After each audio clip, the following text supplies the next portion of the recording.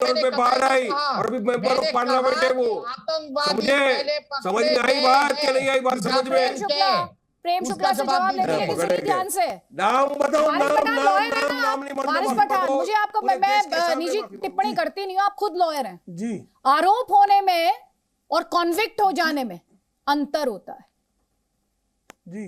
मुझे उम्मीद है आप इस अंतर को समझते होंगे। अच्छा, नहीं इस अंतर को आप समझते होंगे, मैं ये अरे समझ रहा है, पूरा देश समझ रहा है। हाँ बिल्कुल समझना चाहिए, जी, पूरा देश बिल्कुल समझना चाहिए, बिल्कुल समझना चाहिए, मैं कह रही हूँ बिल्कुल समझना चाहिए इस देश को। और ये जो हिंदू मुसलमान की राजनीति, मुस्लिम, सुन लीजिए आप मुझे ही नहीं बोलने दे रहे, बहुत बढ़िया इस डिबेट में आप मुझे ही नहीं बोलने दे रहे हैं। आप कितनी बार बिल्किस बानो का जिक्र करेंगे और मुझे कितनी बार ये कहना पड़ेगा कि ये गलत था? कितनी बार जाइए कोर्ट में, सुनिए आप में मुझ में क्या फर्क है, सुन लीजिए ध्यान से, कोर्ट जाइए, दिलाइए उसे इंसाफ, क्यों नहीं दिलाते? दिलाइए ना इंसाफ। सिर्फ डिबेट के लिए रखा है बिल्किस बानो को, सिर्फ डिबेट में रहेगी बिल्किस बानो, सिर्फ डिबेट में, डिबेट से बाहर नहीं जाएगी। आप जाइए ना, दिलाइए इंसाफ, किसने रोका है? का नाम आएगा आपसे, अब आप क्या आप ट्रैक क्यों चेंज कर रहे हैं? आप लड़िए ना, लीगल लड़ाई लड़ने के लिए तैयार हैं आप, सिर्फ यहाँ पर बातें करेंगे, डिबेट में बातें करेंगे आप, ऐसे नहीं बात होती है सर, ऐसे नहीं, सियासत के इस्तेमाल कर रहे हैं आप, लड़ाई लड़िए ना, दिलाइए इंसाफ, किसने रोका है आपको? किसने रोका है आपको? अदालतें बैठी हैं इस देश में, जाइए और लड़िए वहां पर, क्यों नहीं लड़ते आप? दिलाइए इंसाफ, दिलाइए ना, क्यों नहीं दिलाते आप इंसाफ? अगर इंसाफ नहीं दिलाएंगे तो सिर्फ राजनीति करने के आरोप लगेंगे आप पर, सिर्फ राजनीति करने के और सिलेक्टिव होने के भी ये आरोप आप पर लगेंगे। प्रेम शुक्ला से जवाब ले लीजिए, आपने एक सवाल उठाया था, उसके आगे सियासत कैसे हो रही है उससे जुड़ा हुआ एक रिएक्शन में दिखाऊंगी। प्रेम शुक्ला जी 40 सेकंड सर प्लीज।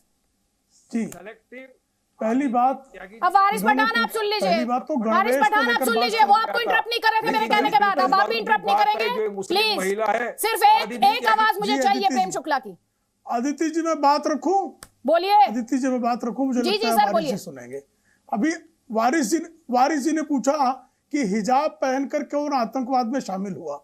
2003 में मुंबई बमकांड में मरोल की रहने वाली फहमीदा, वो हिजाब पहनकर उन्होंने मुंबा देवी में ब्लास्ट किया और हिजाब ताकि उनको पहचाना ना जा सके इसलिए टैक्सी में बैठकर गई और कन्विक्ट हुई। वो उनको ट्रायल कोर्ट ने कन्विक्ट किया, बॉम्बे हाई कोर्ट ने 2012 में कन्विक्ट किया। एक कन्विक्टेड केस आपको बता रहा हूं, लेकिन इसके आधार पर आप किसी के हिजाब पर बैन नहीं लगा सकते। लेकिन गणवेश के आधार पर अगर कहीं गणवेश निर्धारित है, अगर कहीं गणवेश निर्धारित है विद्यालय का, तो वहां उस गणवेश को ना पहनकर कोई, घूंघट पहन के ना कोई जा सकता है, ना हिजाब पहन के कोई जा सकता है। ये कर्नाटक हाईकोर्ट ने भी कहा है और यही लगभग जजमेंट जस्टिस हेमंत गुप्ता ने सुप्रीम कोर्ट में, जो उस बेंच के सीनियर जज थे, उन्होंने भी अनुशासन की बात की। दूसरी बात, क्या आप ये कहना चाह रहे हैं कि आदिलाबाद में कर्नाटक का बदला लिया जा रहा है क्या? ये कहना चाह रहे हैं क्या?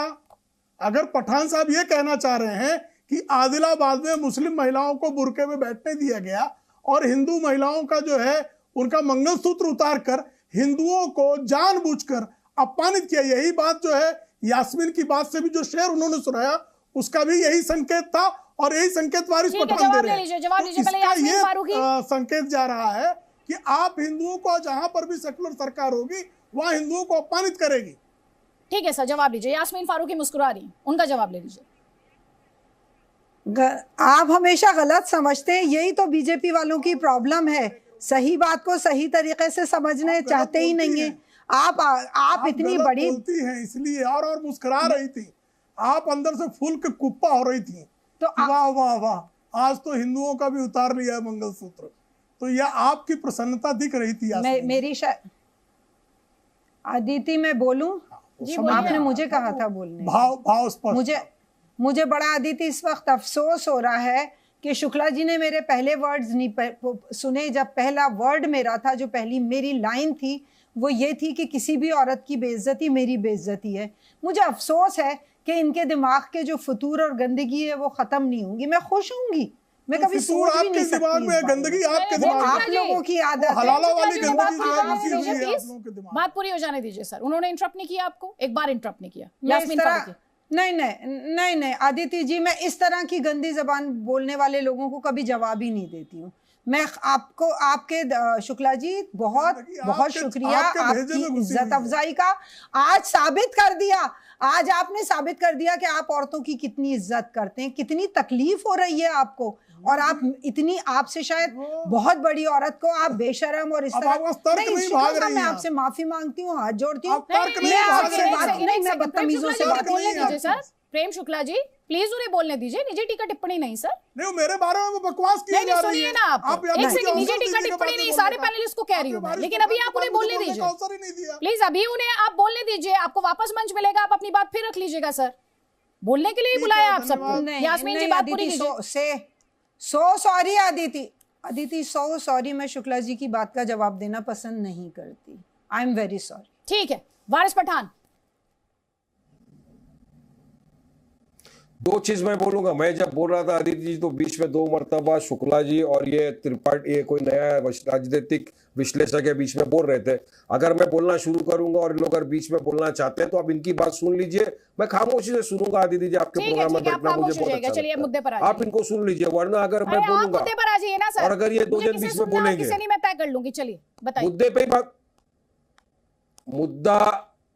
पे ही बात कर रहा हूं मैं तो अच्छी खासी बात बता रहा था कि जिस बेटी को पहनना चाहे हिजाब वो हिजाब पहन सकती है, जिसको सिंदूर लगाना चाहे सिंदूर लगा सकती है, संविधान ने इजाजत दिया है, आर्टिकल 14-19 फ्रीडम ऑफ चॉइस की बात करता है, और बीजे एमेन्युअल का judgment squarely says about thing पूरी तरह से क्लियर हो जाता है कि संविधान के दायरे में रहकर अपने को सब काम करना है। तो जिसको हिजाब पहना वो भी उसका फ्रीडम ऑफ चॉइस है, जिसको सिंदूर लगाना है, मंगलसूत्र पहनना है वो भी उसका फ्रीडम ऑफ चॉइस है, और जिस सरदार भाई को हमारे पगड़ी पहनकर स्कूल कॉलेज में जाना है वो भी उसका फ्रीडम ऑफ चॉइस है, और एसेंशियल रिलीजियस प्रैक्टिस का उसका भी हिस्सा है, जैसा हमारा हिजाब का हिस्सा है। मगर हमारा हिजाब जब लड़की पहनने का वक्त आया तब तो तकलीफ हो गई, उसको तो गेट पे रोक दिया गया, गेट पे उतार दिया गया हिजाब। एक सेकंड, आज जब तकलीफ हो रही है ना, इसीलिए बोल रहा हूं ना, इन तस्वीरों को जस्टिफाई कर रहे हैं, कंपैरिजन नहीं, हाँ कंपैरिजन आप कर रहे हैं ना, जस्टिफिकेशन तो देना पड़ेगा ना।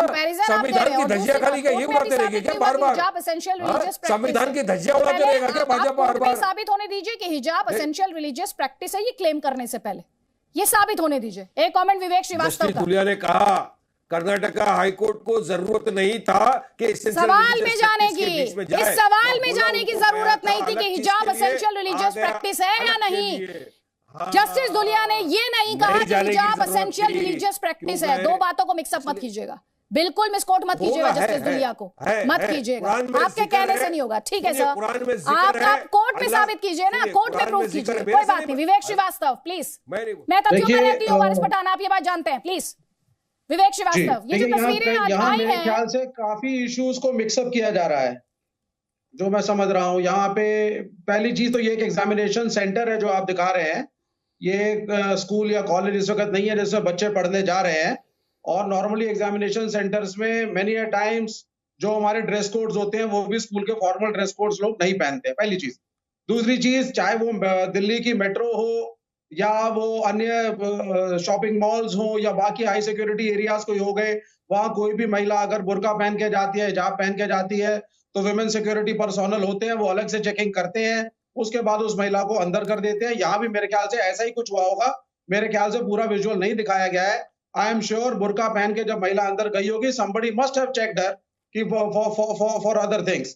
दूसरी बात देखिए क्या है कि इसके अंदर हर चीज के अंदर हम अगर रिलीजन को ले आएंगे कि मुसलमानों की धार्मिक भावना हर्ट हो गई और हिंदुओं की धार्मिक भावना हर्ट हो गई, तो ये इससे हमें थोड़ा सा ऊपर उठना पड़ेगा, थोड़ी सी टॉलरेंस, थोड़ा सा मॉडरेशन दोनों कम्युनिटीज को दिखाना पड़ेगा। विवेक श्रीवास्तव, आपने कहा अंदर जाकर जांच हुई होगी, बाहर हिंदू महिलाओं की जांच हो रही थी। नहीं, मैं आपसे क्या पूछ रही हूँ, जिस जांच में हिजाब पहन के कोई भी लड़की अगर मेट्रो में भी जाती है, कहीं भी जाती है, शॉपिंग मॉल में जाती है, एग्जाम देने जाती है, तो मेट्रो में तो मंगलसूत्र भी पहन के जाने देता है, मेट्रो में तो पायल बिछुआ सब पहन के जाने देता है, कब मना करता है? उतरवा देता है क्या?